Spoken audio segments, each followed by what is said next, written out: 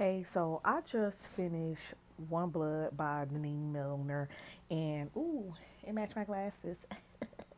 Anyway, and this is just a raw review. It took me almost 2 weeks to finish this book. As a matter of fact, this is my only finished book for the month. I never finished it. I got like 45% in and it was just boring. So then I decided I wanted to prioritize One Blood, sitting on my physical TBR for a while.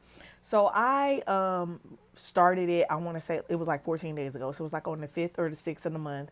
And I just finished it. I ain't gonna lie, I'm getting cooked.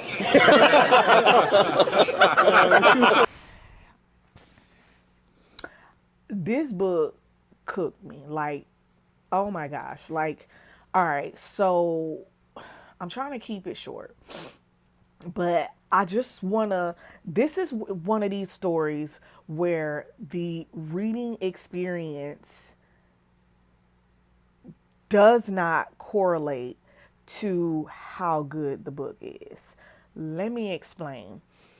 I think that the story within this story is amazing. Denene Millner did a wonderful job writing the story, giving us insight into the characters, giving us plot, and doing what she set out to do, which was her writing a love story to black girls and black women.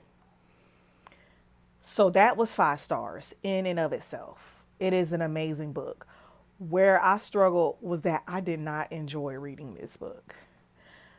This book took me on so many rides when it comes to my emotions. First of all, you're going to want to look up the trigger warnings because not only are the trigger warnings mentioned, they surround the plot in this book. Briefly, let's go over what it's about. The story is broken up into 3 parts. The first part, we follow a girl named Grace. She is abruptly removed from the care of her grandma, who they practice ancient spiritual practices, and her grandma is also a midwife. Her midwifery process, she gave birth to a baby that it was clear that the baby did not belong to the white father. And in that setting, and because of that, the white man punished her. Her name was Mama. And that part was set in like post slavery. So I want to say like the early 1900s. A lot of stuff happens. And long story short, Grace is forced to move up north with her aunt, where her aunt is not really kind to her, and Grace unexpectedly falls in love and becomes pregnant, and traumatic shit happens. So that's 1/3 of the book.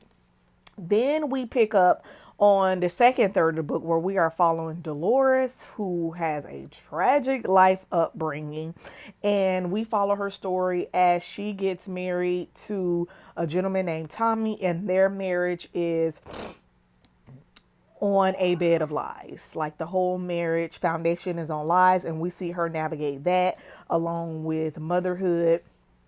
And then on the third part of the book, we follow Dolores's daughter, Miss Ray, and Ray.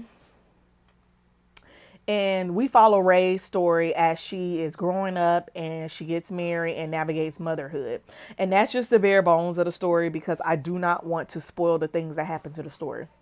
So the writing is beautiful. It is a 5 star read. My experience was not. Like, it was so hard for me to pick up this book day after day because nothing seemed to get better for these characters. And it also, as a black woman who is 40, meaning that I am a millennial and I was raised by a Pentecostal grandmother and a mama from the South, and a lot of the teachings and the customs and the way of the women, the black women in this story, mirror a lot of the things that happen, and like that happens for people like me. And so that gave me a sour taste, because a lot of those things like I have to unlearn as I navigate motherhood and being a wife, and being a mother of daughters, that was just toxic. Like a lot of the things that are toxic. So it was settling into that. It was settling into these characters and the trigger runnings and all of these things. All in all, I will say this. I feel like this was a 5-star read. If you are into historical fiction and you don't mind a lot of the trigger warnings that surround growing up as a black girl, trauma, unplanned pregnancy, sexual assault, molestation, adoption, cheating and infidelity, death of a loved one, racism, post slavery. If you don't mind reading about those things, I would say that you would really enjoy this book. Where I fucked up was reading this book on my first week back to school, because it just wasn't. Am I happy that I read it? Yes. Would I have waited for a better time in my life to read it? Yes. Let me know if you read this one, what you thought, and how was your experience reading it.